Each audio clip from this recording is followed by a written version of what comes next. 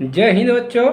शुरू करते हैं आज की क्लास। और आज की क्लास में हम पढ़ने वाले हैं त्वरण के बारे में। जी हाँ बच्चों, त्वरण के बारे में आज की क्लास में अध्ययन करेंगे, तो आप लोग हमारे साथ बने रहिएगा। छोटी सी क्लास है, 2 नंबर की क्लास है, आप लोग इसको कंप्लीट कर लीजिएगा। चलिए शुरू करते हैं। तो त्वरण लिख डाल लीजिए आप लोग। इसको इंग्लिश में कहते हैं एक्सेलरेशन।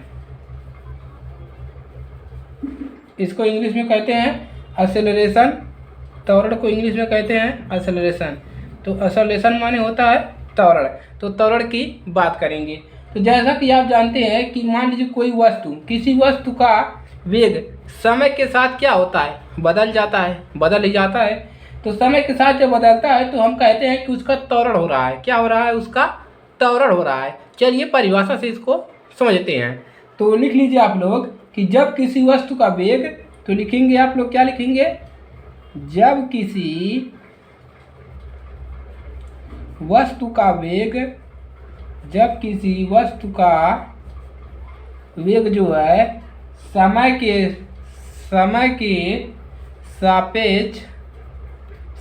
सापेक्ष बदलता है। यानी कि जब किसी वस्तु का वेग, मान लीजिए कोई कार है, वही वेग से चल रहा है कि किसी भी वेग से, यानी कितनी वेग से चल रहा है, तो उसका समय के सापेक्ष क्या बदलाव होगा? समय के सापेक्ष बदलता है। तो हम कहते हैं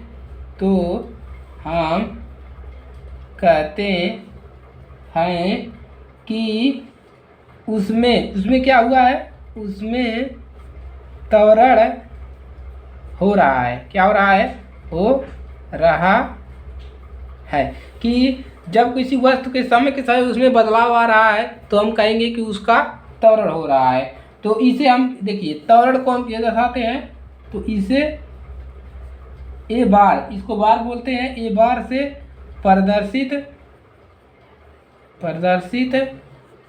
करते हैं। इसको हम ए बार से प्रदर्शित करते हैं। और इसका एक फार्मूला होता है, उसको भी आप लोग जान लीजिए। इसका फार्मूला होता है A bar equal to B2 minus B1 upon में T2 माइनस T1।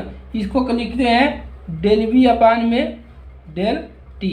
तो मेन सूत्र आपका मिल जाएगा डेल V अपान में डेल T। यानी कि ये क्या है? वेग है, वेग के सापेक्ष समय के साथ परिवर्तन त्वरण का। तो ये आपका एक फार्मूला यहाँ से बन जाता है। चलिए, जो त्वरण का, यहाँ देखिए, यहाँ आपका जो T1 है, T1 T2 क्षणों पर वस्तु, ये क्षण है। यानी कि समय के साथ, मतलब इतने समय पे, इतने सेकंड क्षण में, इतने क्षण में, कहते हैं इतने क्षण में ही एक्सीडेंट हो गया, तो ये क्षण है। और ये V क्या है? V1 V2, ये क्या है? क्रमशः वेग है। ये क्या है? वस्तु का वेग है। ये समझ लिए। आप लिखेंगे तो लिख लीजिए यहाँ पर त्वरण का SI मात्रक क्या होता है? SI मात्रक metre second square inverse square है। मीटर सेकंड इनवर्स स्क्वायर होता है, इसका ये SI मात्रक है। चलिए आगे बढ़ते हैं, त्वरण के बारे में और जानकारी लेते हैं।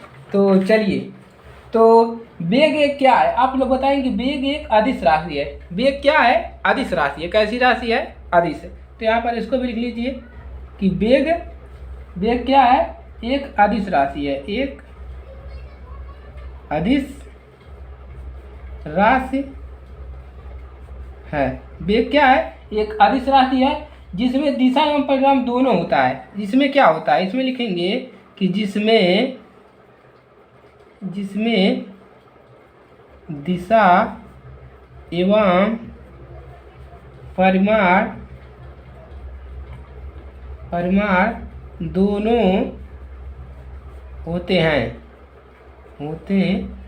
इसमें दिशा भी होता है, इसमें परिमाण भी होता है। यानी कि किस वेग से चल रही है और किस समय अंतराल पे चल रही है, इसको ये बता रहा है। तो ये हो गया बच्चों, छोटा सा आपका परिभाषा था त्वरण के बारे में। तो इतना ही त्वरण के बारे में है, इतना आप लोग याद कर लीजिएगा। ये आपका सूत्र है त्वरण का। तो चलिए आज के लिए सिर्फ इतना ही। और अगर ये क्लास अच्छी लगे तो वीडियो को लाइक कीजिएगा, और नेक्स्ट स्टूडेंट है तो चैनल को सब्सक्राइब कीजिएगा। मिलते हैं नेक्स्ट क्लास में, तब तक के लिए जय हिंद, जय भारत। पढ़ते रहिए और अपना नाम रोशन कीजिए।